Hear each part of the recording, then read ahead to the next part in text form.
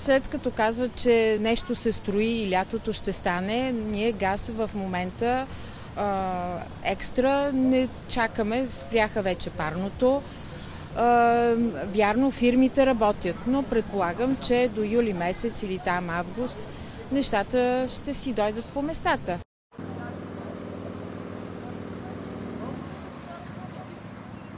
Аз си мисля, че това е работата на правителството. Те това и правят, ще мислят и ще решат проблема.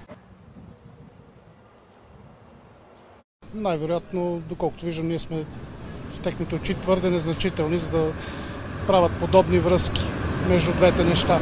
Ние сме удобния шаблон за показ на Европейския съюз, до какво може да доведе спирането на газа.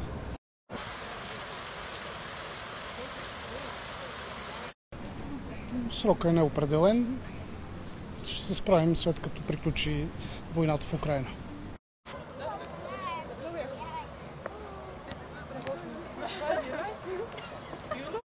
Мисля, че е много лошо ще бъде за нас и единственото, което очакваме, това правителство си поде оставката.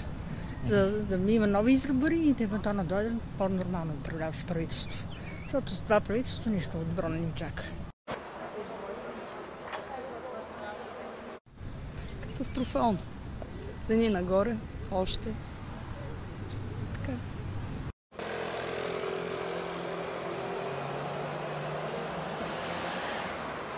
Както се разбра, може да се взима газ и от Европа, обаче на по-скъпо. Това според мен не е добро решение да се спира газ от Русия. Като си има предвид, че други европейски държави ще си плащат с рубли, за да взимат газ от Русия, въпреки санкциите. Докато тук, доколкото разбрах, няма да има такова нещо.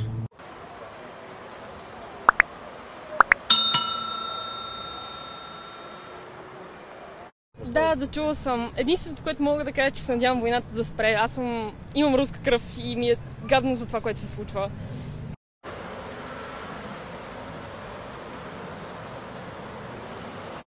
А да не говорим, че Западна Европа също ще го закъса. Независимо от това, че толкова време се мъчат с този Северен поток, не се получава.